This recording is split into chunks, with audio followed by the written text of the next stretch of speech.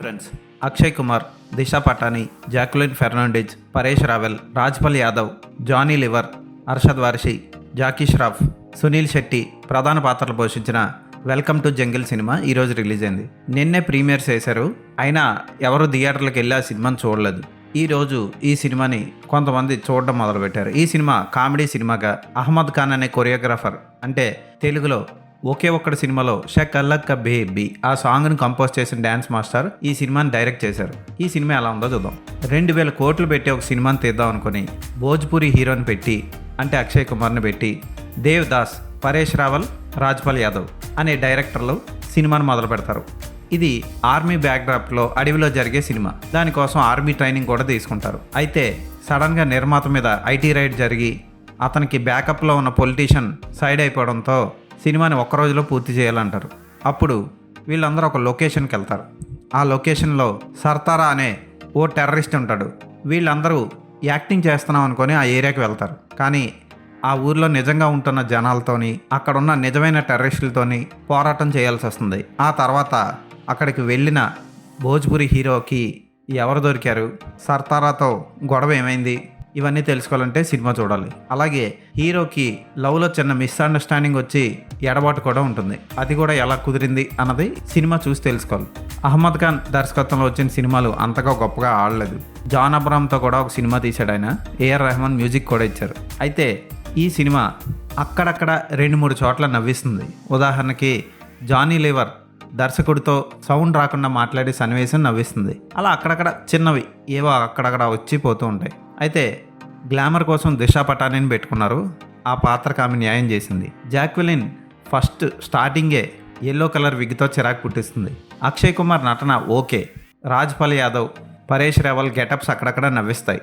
Johnny liver పాత్ర కూడా okay అనిపిస్తుంది. ఫిర్ హేరా పేరీ 2లో కింగ్ కాంగ్తో ఉన్న సీన్ని కంటిన్యూ చేయడానికి ట్రై చేశారు. అక్కడ గ్రాఫిక్స్ కూడా చాలా చికాకు పుట్టిస్తాయి. సినిమాలో చాలా వరకు పాటలు కానీ ఆ డ్యాన్సులు కానీ అనవసరమైన కామెడీ కొన్ని సన్నివేశాలు ఉంటాయి. అక్కడ కెమెరా వైపు చూసి నటిస్తూ ఉంటాడు అక్షయ్ కుమార్. ఇవి 30 ఇయర్స్ ఇండస్ట్రీ బాలకృష్ణ గెటప్లో శౌర్యం సినిమాలో చేసిన కామెడీని గుర్తు చేస్తుంది. అయితే అక్కడ కామెడీ వర్కౌట్ అయింది. ఈ సినిమాలో మాత్రం కామెడీగా అనిపించలేదు.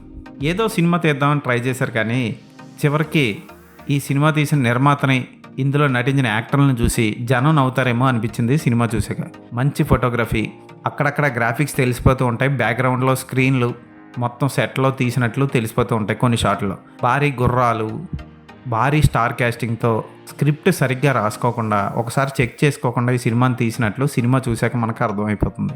ఏదో 1-2 చోట్ల తప్ప అస్సలు నవ్వు రాదు.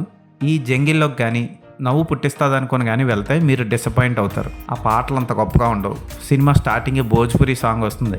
ఆ సాంగ్ ఏదోలా ఉంటుంది. ఆ తర్వాత పాత పాటనే రీమిక్స్ చేసి ఏవో పాటలు కొట్టారు. ఆ ఒక్క పాట కూడా బాగోదు. యాక్షన్ సన్నివేశాలు కూడా జోక్గా ఉంటాయి. అంటే నవ్వు పుట్టించే జోకులా ఉండదు, చిరాకు పుట్టిస్తాయి. పరేష్ రావల్ లాంటి నటుడు ఉన్నా సరే కామెడీ పండించలేపాడు.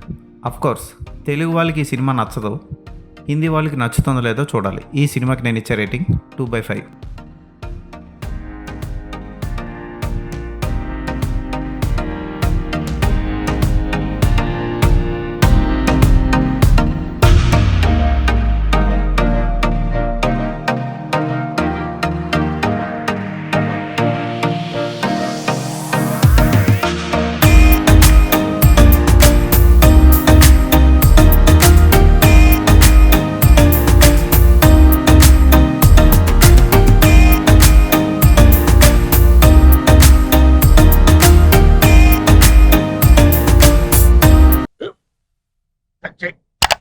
స్కూల్ బెంచ్ లాగా ఎంత గట్టిగా ఉందోరా. కొట్రా, కొట్టు, పర్లేదు, కొట్టు. పెట్టేసింది బాబాయ్. ఏంటి నువ్వు కొడతావా? కమా బిట్ మీ యార్. వద్దు బాబాయ్. వాణ్ణి నేను కొట్టడం లేదమ్మా, వాణ్ణే నన్ను కొట్టమంటున్నాను. నువ్వేం కంగారు పడక్కర్లేదు. అడుగుతావేంటి?